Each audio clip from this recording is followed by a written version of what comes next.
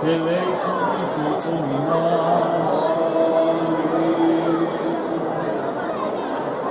Ακολουθεί πανηγυρικός λόγος από τη φιλόλογο ειδικής αγωγής του δεύτερου ΓΕΛ Νέας Μαγνησίας, κυρία Διαμαντοπούλου Σωτηρία. Η κυρία Διαμαντοπούλου από το δεύτερο λύκειο. Η κυρία Διαμαντοπούλου, από ό,τι ακούσατε και από την τελετάρχη. Σεβαστοί πατέρες της Εκκλησίας, αξιότιμοι εκπρόσωποι της τοπικής αυτοδιοίκησης, αξιότιμα μέλη των σωμάτων ασφαλείας, αξιότιμοι εκπρόσωποι της Εθνικής Αντίστασης, αξιότιμοι εκπρόσωποι και μέλη των συλλόγων, κυρίες και κύριοι, αγαπητά μας παιδιά, αισθάνομαι μεγάλη ευθύνη και συγκίνηση σήμερα που εκφωνώ τον πανηγυρικό λόγο της 25ης Μαρτίου στον τόπο μας, στη Νέα Μαγνησία, εδώ που μεγαλώνουμε τα παιδιά μας, τα παιδιά του μέλλοντος. Και αυτό διότι εδώ που πατάμε σήμερα, πριν από 205 χρόνια, ήταν ακριβώς το σημείο που συγκεντρώνονταν οι Οθωμανοί πολεμιστές από όπου ξεκινούσαν τις εκστρατείες τους κατά των Ελλήνων επαναστατών του 1821 και το σημείο από όπου έλεγχαν τον κάμπο της Θεσσαλονίκης μας. Το Αραπλή, όπως λεγόταν η Νέα Μαγνησία, είδε τους κατοίκους γύρω της να βιώνουν το δράμα από τα αντίπεινα των Πασάδων.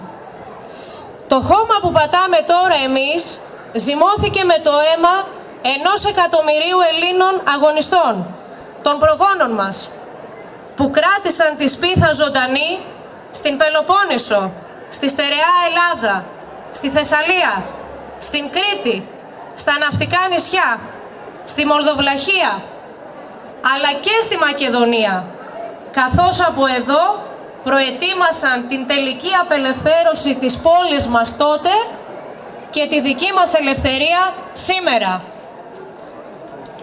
Σήμερα εορτάζουμε τον Ευαγγελισμό της Θεοτόκου. Πριν από 2026 χρόνια, ο Αρχάγγελος Γαβριήλ, Θεόπεμπτος στη Ναζαρέτ, ανακοίνωσε στην Παναγία μας ότι θα φέρει στον κόσμο τον Θεάνθρωπο Χριστό για τη σωτηρία των ανθρώπων. Ταυτόχρονα εορτάζουμε σήμερα το θαύμα της Επανάστασης του 1821.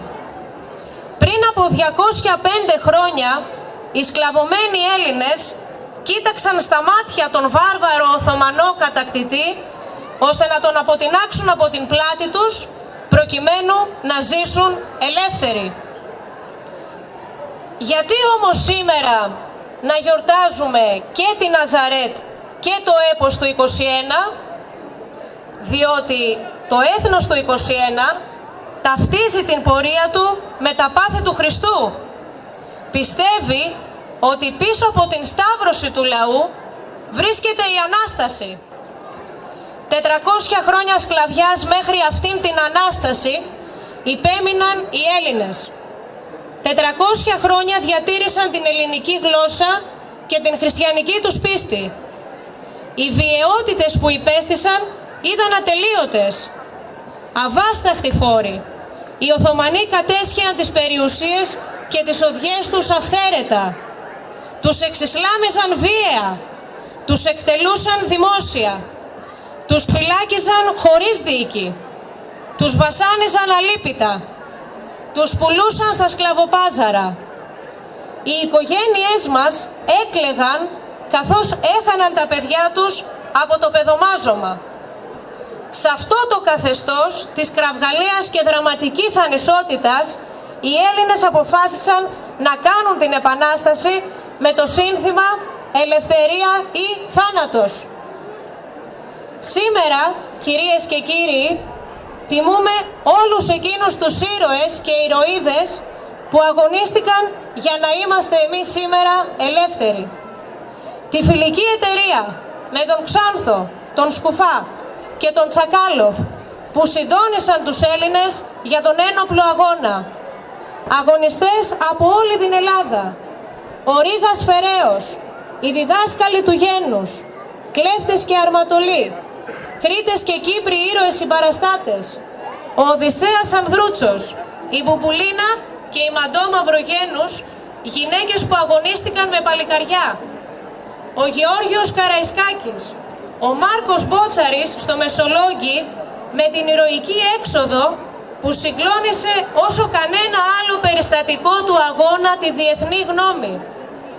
Οι μπουρλοτιέριδες Κανάρης και Μιαούλης, ηγέτες του ναυτικού αγώνα που προκάλεσαν τον θαυμασμό ολόκληρης της Ευρώπης. Ο Ιωάννης Μακρυγιάννης που ανέφερε χαρακτηριστικά. Οι θέσεις μας είναι αδύνατες, όμως ο Θεός μας είναι δυνατός. Από παλιά όλα τα θεριά προσπαθούν να μας φάνε και δεν μπορούν. Ο Αθανάσιος Διάκος που τον σούβλησαν και τον πυροβόλησαν, αφού αρνήθηκε να προσχωρήσει στον Οθωμανικό στρατό, απαντώντας χαρακτηριστικά: «Εγώ, Γρεκός γεννήθηκα, Γρεκός θα να πεθάνω». Αθάνατη! Ποιος να ξεχάσει τον Μητροπολίτη Παλαιών Πατρών Γερμανό που ύψωσε το λάβαρο της Επανάστασης μέσα στη μονή της Αγίας Λαύρας στα Καλάβρητα? Μαζί του οι πολεμιστές Έλληνες κοινώνησαν τα άχραντα μυστήρια, πήραν ένα μικρό κανόνι και με σημαία μια χρυσοκέντητη εικόνα της Παναγίας ξεκίνησαν την επίθεση, αποδεικνύοντας ότι η ελληνική ψυχή δεν ζει και δεν μπορεί να ζήσει ποτέ σκλαβωμένη. Αθάνατος!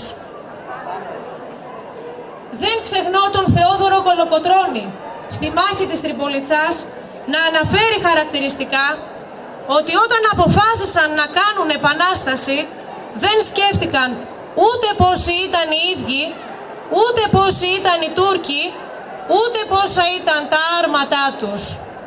Αλλά στη μάχη έπεσαν σαν τη βροχή, γιατί ήταν θέλημα Θεού να εξεγερθούν. Γιατί ο Θεός ήταν κοντά τους και τους βοηθούσε. Και φώναξε μετά τη νίκη με όλη του τη ψυχή. Ο Θεός είχε υπογράψει την ελευθερία της Ελλάδας και δεν πήρε πίσω την υπογραφή του. Τώρα θα νηστέψουμε όλη την ημέρα με αυστηρή νηστεία για να ευχαριστήσουμε τον Θεό και την Παναγία που μας χάρισαν τη νίκη. Αθάνατος! Δεν ξεχνώ στην Μακεδονία μας τον Εμμανουήλ Παπά, τον σεραίο αρχηγό που κήρυξε την Επανάσταση στην Χαλκιδική και στο Άγιο Όρος. Εξόπλισε 2.500 άνδρες και διέθεσε όλη την περιουσία του για τον αγώνα. Αθάνατος! Δεν ξεχνώ τον Άγιο Μελέτιο, επίσκοπο Κίτρους, που μαρτύρησε για την πατρίδα και την πίστη. Αφού οι Οθωμανοί τον συνέλαβαν, τον φυλάκισαν στα υπόγεια του διοικητηρίου της Θεσσαλονίκης και έπειτα τον οδήγησαν στην αγορά της πόλης, στο Καπάνι, όπου τον κομμάτιασαν ζωντανό, ενώ εκείνος υπέμεινε το μαρτύριο με καρτερία. Αθάνατος! Δεν ξεχνώ διακεκριμένα μέλη της φιλικής εταιρείας στη Μακεδονία, τον Παλάνο, τον Μενεξέ, τον Τάτη, τον Πάικο, που οργάνωσαν την Επανάσταση με τις κατηχήσεις των νέων στην μεταμόρφωση του Σωτήρος και στην Μονή Βλατάδων. Αθάνατη! Δεν ξεχνώ στον Κανλίκουλε ή αλλιώς στον πύργο του αίματος τους Οθωμανούς να ρίχνουν μέσα τους Έλληνες. Έμειναν εκεί φυλακισμένοι, πιασμένοι από την υγρασία και πρισμένοι από την πείνα. Όσοι εκτελέστηκαν έβαψαν με το αίμα τους τους τοίχους του Λευκού Πύργου. Αθάνατη! Δεν ξεχνώ στο διοικητήριο της Θεσσαλονίκης τουλάχιστον 400 Έλληνες που τους κράτησε όμηρος ο Ιουσούφ Μπέης, 100 από αυτούς μοναχούς. Τους έβριζε, τους εξευτέλιζε, τους μαστίγωνε και τους θανάτωνε. Αθάνατοι. Δεν ξεχνώ τις έγκυες γυναίκες. Ούτε τις λυπούνταν και ούτε τις σέβονταν. Παρά έτσι θελικά έμπαιναν οι Οθωμανοί στα σπίτια τους, άρπαζαν ό,τι ήθελαν, κακοποιούσαν και σκότωναν. Δεν ξεχνώ και τους ηλικιωμένους και τα γυναικόπαιδα που τους φυλάκιζαν σε εκκλησίες χωρίς φαγητό, χωρίς νερό. Δεν ξεχνώ τους βασανισμούς των Ελλήνων στην πύλη της Καλαμαριάς, τη σημερινή πλατεία Συντριβανίου. Δεν ξεχνώ στο ναό του Αγίου Αθανασίου. Ένα βράδυ κάποιοι γείτονες άνοιξαν την πόρτα του ναού και αντίκρισαν 100 νεκρούς στο δάπεδο της εκκλησίας, σε αποσύνθεση. Είχαν πεθάνει από την πείνα και τη δίψα. Αθάνατοι. Δεν ξεχνώ στη Ροτόντα τον Χρήστο Μενεξέ που τον κρέμασαν στον μεγάλο πλάτανο της εκκλησίας του Αγίου Γεωργίου. Δεν ξεχνώ στις πλατείες, στο κέντρο και στο Επταπύργιο τα κομμένα κεφάλια Ελλήνων να κρέμονται και τα άταφα σώματα να κοίτονται για μέρες στους δρόμους της Θεσσαλονίκης. Αθάνατοι. Όπως λέει και ο Ηρόδοτος, στην ειρήνη τα παιδιά θάβουν τους γονείς τους, αλλά στον πόλεμο οι γονείς θάβουν τα παιδιά τους. Και τι κερδίσαμε λοιπόν από την Επανάσταση του 1821? Κερδίσαμε την τιμή μας που μας την είχαν πάρει από τα χαράτσια, το παιδομάζωμα, τους εξευτελισμούς, τις αποτρόπαιες σφαγές. Κερδίσαμε την εθνική μας ταυτότητα, την ελληνική μας γλώσσα, την ενότητά μας ως λαός, την Ορθόδοξη Εκκλησία μας. Κερδίσαμε την πατρίδα μας, το θαύμα της νίκης όπου το αδύνατο γίνεται δυνατό, το θαύμα που ξεπερνάει κάθε λογική.